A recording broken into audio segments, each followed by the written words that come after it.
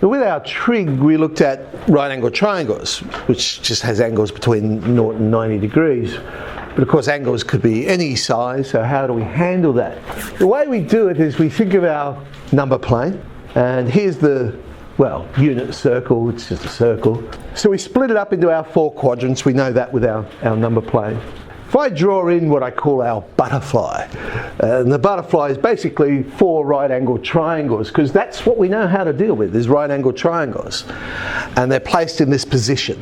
So the right angle is always away from the origin there and sitting on the x-axis when I draw up those triangles. And each one of those would have the same acute angle, because we could play with vertically opposite angles and congruency and all those sorts of things. Now in quadrant 1 everything's normal because all those angles will be 0 and 90 degrees. But when I go around to the second quadrant, starting at 0 till I hit the green line, I would now have an obtuse angle.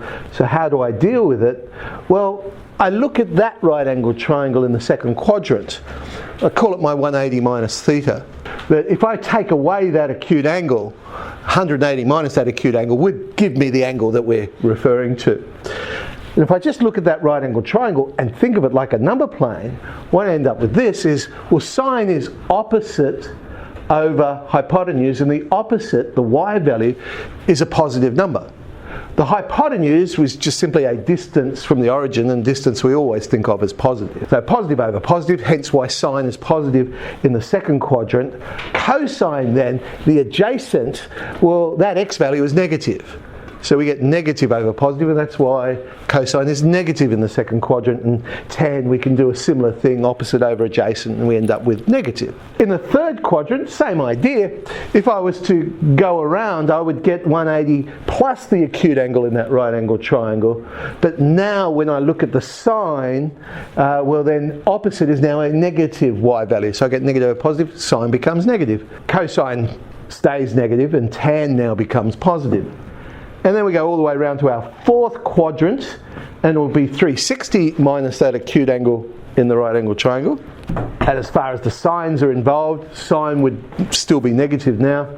The cosine becomes positive, and the tan is negative. So this explains why we have the, well, what do some people say, stations to central, that sort of idea when we're dealing with angles of any magnitude. So if I wanted to find the sine of 260, and of course I could just press a button on a calculator, but what we're really doing is we're saying, hang on a sec, 260 degrees, that would be in my third quadrant. And in the third quadrant I know sine is negative, and that acute angle in the right angle triangle that I can work with would be 80 degrees. So it should give me the same answer as the negative sine of 80 degrees, which is negative 0.9848 to 4 decimal places.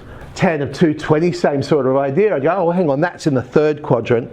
Well, tan's positive in the third quadrant. The acute angle would be 40 degrees.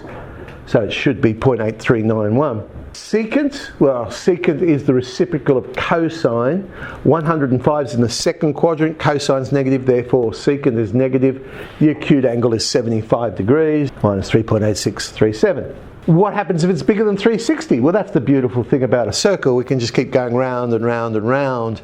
So 430, I just take 360 away from it and deal with this new angle.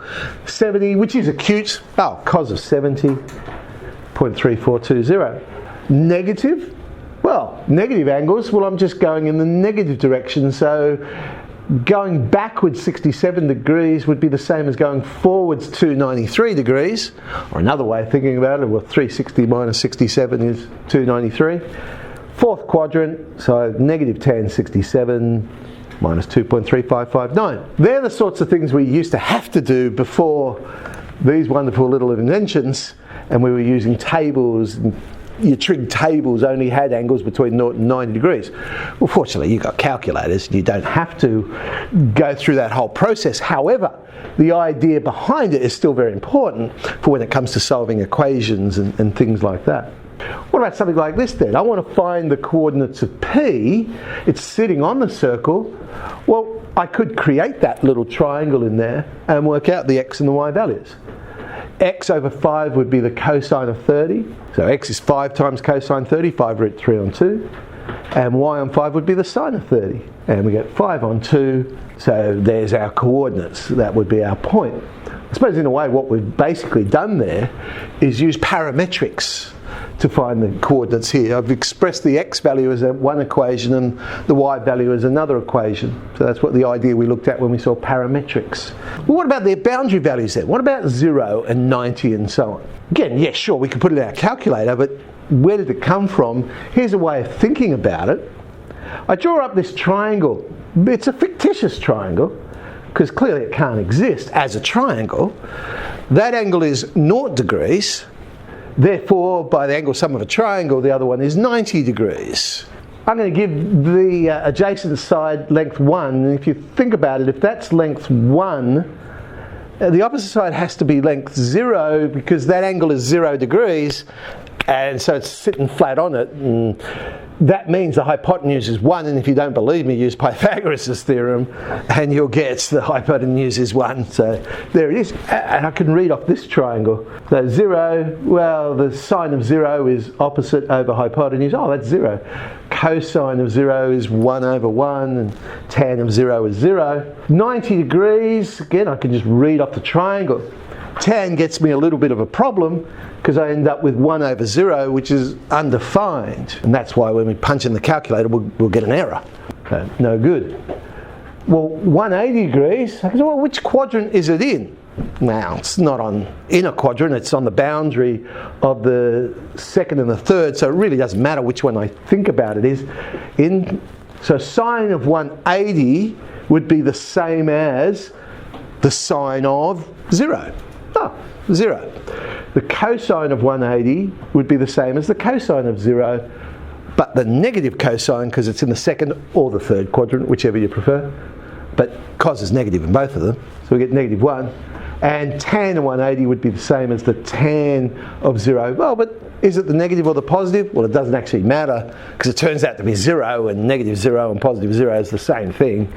So tan 180 is 0, and using the same idea, we get 270. So negative 1, 0, and negative undefined, if there is such a thing, but it's still undefined. You've got calculators, you don't have to worry about that. But again, that's how we could create those boundary values. Well then, what about graphs? If I wanted to draw a trig graph, and let's start with our sine. Whenever you're drawing a trig graph, just go with the boundary values. If you've got an idea what the shape is, then you're going to be fine. So let's do sine first of all. And what I do know that sine goes in between negative 1 and 1. The boundary values, I'm going to mark off every 90 degrees, and I'm going crazy. I've gone all the way up to 720 and all the way back the other side to negative 360. I always start at 0. And I say, well, sine of 0, that's 0. And then I'll do 90, the next boundary value. Oh, that's 1. Basically, I know the pattern. I just plot my boundary values, so let's put all those in. And what I do know is there's going to be a nice smooth curve that goes through this. It's not zigzags like the old dot to dots that you used to do. It's a curve.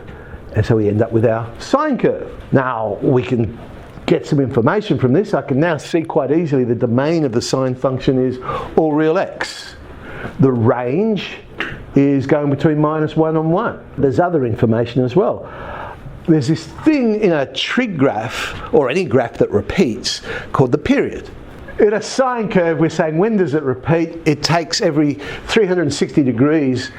And when you look at it, it's not just that it's at the same position. Otherwise, you might think it was 180 degrees. It's got to be in the same position, but also travelling in the same direction. And so that's why the period is 360 degrees for a sine curve. What else can we tell? Well, we know things about symmetry now. That's an odd function. If you look at it, you've got that rotational symmetry happening. Well, why is that useful? Well, because that now tells me that I know the sine of negative x will always be the same as the negative sine of x. And that can be useful in solving trig equations and trig identities. Okay, let's do the cosine then. Basically, it's the same graph if you think about it, because that co stands for complementary. It's the complement of sine. So it's pretty much the same graph, but with a shift happening. All right, let's draw it in. At 0, cosine is 1. At 90 degrees, we know it's 0. And let's complete our pattern. Nice smooth curve. And we can see we've got the same picture, but shifted. How far has it shifted? No surprises here. It's shifted 90 degrees. Complementary angles add up to 90 degrees. Hence why we have our shift of 90. What that means is domain and range is exactly the same because it's the same curve. Domain is all real x, range is in between -1 and 1, period is also 360. However, we now don't have an odd function. If you look at the symmetry of this one, we have an even function. Well, that tells me then I know the cos of negative x will always be equal to the cosine of x. Again, a handy result to know when solving some of those problems. Well, let's complete the set. Let's do tan. Now, tan's a little bit more interesting because tan of 0 we know is 0. Tan of 90 was undefined. Well, when we're looking at graphs, what does this mean? Well, it means that's not in our domain. Therefore, I must end up with a vertical asymptote. And that pattern continues. We get 0, then vertical asymptote, 0, vertical asymptote, 0, vertical asymptote, and so on and so on and so on.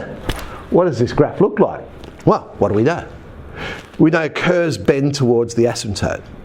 The other thing we do know is that in the first quadrant, tan is positive, so I know I must be up there. In the second quadrant, it's negative. Third quadrant, it was positive, and so on. So I should now be able to draw it in. There's the middle section. It's curving towards the asymptote. Notice when it goes through 0, it goes through at an angle of 45 degrees. Some people are tempted to draw it like a cubic when they draw tan curves, but though it comes through at 45 degrees, that pattern is repeated and repeated and repeated. So the domain of this one becomes a little bit more interesting. Well, it is all real x, but we've got all these asymptotes, so how do I describe it neatly? Well, I say, well, look, I know the first one occurs at 90 degrees, but then every 180 degrees before and after, I'm going to get an asymptote. So I can simply say, well, plus 180k, where k is some integer. By saying integer, then I don't have to worry about plus or minus because integers can be negative, integers can be positive. Range is a little bit easier because we've got all real y. The period of a tan curve, though, is only 180 degrees. 180 degrees for a tan curve. And look at our symmetry for this one. Yes, it does have rotational symmetry. So it's an odd function, which means I can use this idea. The tan of negative x is the negative tan of x. Again, a useful property to know. I'm only going to do one of the reciprocal ratios because we now know how to draw reciprocal graphs. We looked at that. How do we draw y equals 1 over function x? So if I want to draw cosec, really I'm drawing the reciprocal of sine x, which I've just dotted in there to give me some construction work. Now what do we say about reciprocals? We said x-intercepts will become asymptotes. So I'll draw in those asymptotes. Asymptotes will become x-intercepts. Well, the sine curve didn't have any. Mind you, when you're drawing cotan, that will become 1 there. Turn 1 upside down, you get 1. I've got to bend towards these asymptotes. Where the original curve was increasing, the new curve will be decreasing, and vice versa. We end up with a series of U-shapes, basically, between the asymptotes. There's our cosecant curve. Off to a start. Away we go into our trig.